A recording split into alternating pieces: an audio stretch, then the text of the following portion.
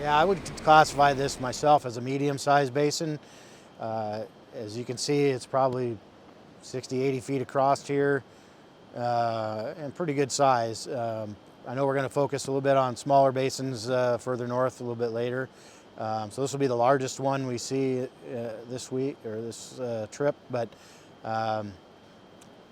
compared to some of the other streams like the main stem Nehalem or the Wilson Trask and Nestucca, this is much smaller system than them, and one of the first ones to clear after a larger storm event like we've seen. There's good access for the public here at the hatchery, not just for disabled folks, but on down below the deadline. You can see behind me, there's access for a little ways down the river. There's some additional access on the upstream side of the hatchery and the county park, and then some walk-in access even further upstream. Really, anything you would normally use for steelhead, you'll see being used here.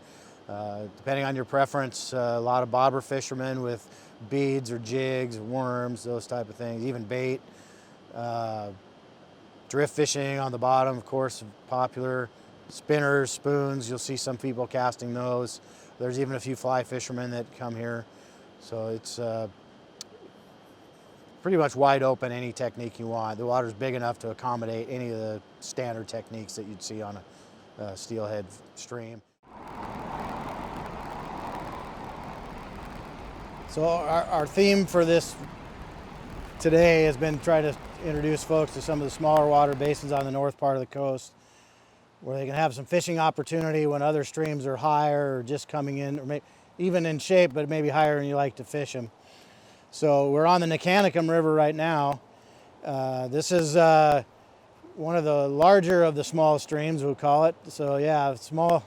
It's either a small medium or a large small, or medium-sized small, however you wanted to call it, but a little bit bigger than some of the other places we might look at in the lower Columbia later today. But it is one of those rivers that drops quickly, comes into shape fairly quickly, and provides some pretty good opportunity. Similar to the North Fork Nehalem where we stopped earlier. In fact, this river is stocked with North Fork Nehalem hatchery fish. But similar to that, the peak of this hatchery fishery is at mid-December to mid-January period normally. This year maybe going to extend a little bit longer. It looks like the fish might be a little bit later, but certainly we saw several fish caught that some people had caught down by the bridge earlier. So there's nice fish here, and there's still plenty of opportunity. So you're going to use a lot of the same techniques. You typically don't find as many boat fisheries. This particular river can be floated. There are boat launches, but typically you're not going to have the boat fishery. It's going to be a bank fishery. So you're going to be, so some of the techniques like some of the bobber dogging, side drifting, plug pulling, those type of things that you normally use from a boat are going to be less of an option on these smaller rivers. A lot of the standard techniques will work in the smaller rivers that you would use on the bigger rivers. In my hand I have a bobber and jig setup. This is a good setup for a small stream. You can set your bobber stop pretty shallow, fish some of the shallower runs. There's not as many deep pools and deeper runs where the fish will be like there are in larger rivers. So this is a very versatile technique that is effective most places, but is really good on a small water. Now I could replace this jig with a bead, some bait, pink worm, whatever preference is, adjusting to the water conditions. I like most of the time just a plain old jig. It's pretty easy. You rig it on your line horizontally and just try to maintain it that way. Free float it through the spots where you think fish will be holding. And when the bobber goes down, a lot of times it's a fish. So it's a pretty simple technique. Don't need a lot of equipment. Bobber setup and a jig and some leader and you're good to go. Most of these runs, like this run out in front of us, probably only 3 or 4 feet deep at most. So I don't need to get down very far. I have a weight to counteract my bobber, and I only have about a little over 2 feet of leader here so this will drop down into the zone of the fish really quick. And if I was fishing bait or something else, bead or what have you, again, I don't need to get it down very far. And so you can go with lighter setups. This is a 3/8 ounce bobber. A 1/4 ounce bobber will be just fine. This just happened to be what I have rigged up on my bobber rod that I brought along today. The reason I like these on small streams is, again, we're not fishing very deep water, fishing fairly shallow. A lot of times it's faster runs like what you see behind me. So this will I can cast this and cover a lot of water in a short amount of time. Plus I can keep this up off the bottom, whether it's 2 feet of water or 4 feet of water.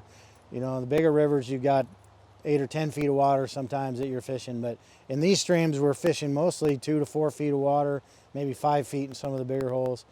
And this will allow me to cast it out there, keep it up near the bottom but up off the bottom, and swing it around in front of where I think fish will be.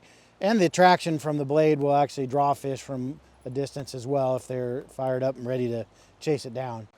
I can fish this hole a little bit faster because with that flash of that spinner and the water's got a little bit of clarity to it, the fish will be able to see it from further away. I don't have to drift it right on top of them like I would with a bait necessarily. So I can put my casts a little further apart, maybe take a few steps after 2 or 3 casts instead of after 5 or 6 or 7 casts with my traditional drift fishing gear. So we've moved further up the coast today, and actually a little bit inland. We're on Nat Creek right now, which is a tributary of the Columbia. We're about 25 miles east of Astoria. This is in my district. This is the furthest east fishery we have on the Columbia for steelhead, and this is pretty typical of these little creek, small water fisheries that you might have in this neck of the woods, so to speak. The Big Creek, North Fork, Claskanine, and Nat Creek are the 3 that we stock with hatchery fish and provide the best fishery opportunity this time of year. And this is more of the classic small stream type of water that we've talked a little bit about earlier in the day. Small pockets, little buckets really where the fish will hold up. So as you can see, this stream's probably only about 25 or 30 feet wide right here. What I look for is if you look up and down above us and below us, we've got some pretty fast water stretches, and right off to my side here is a little pocket where the water deepens and slows down a little bit.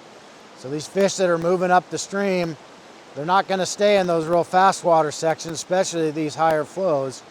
So where they're going to move up to and rest is in these little pockets where they have a little bit of depth and more importantly, the slower velocity of the water. If you look real close, right where it's deeper out there, the water's a little bit slower.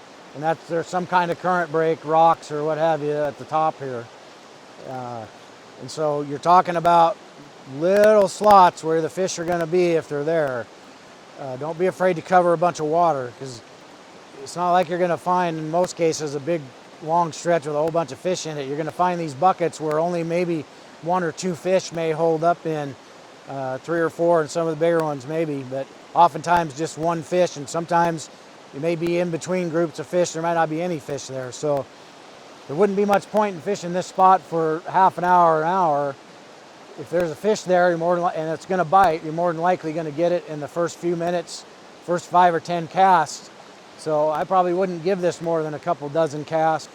And don't be afraid to hit any little pocket that might hold a fish, because sometimes they will hold up in little places that you might not think otherwise. For example, right across the river here where that little creek's coming in, there's just a little slot there. That's the type of thing that's worth a cast or 2. You just never know.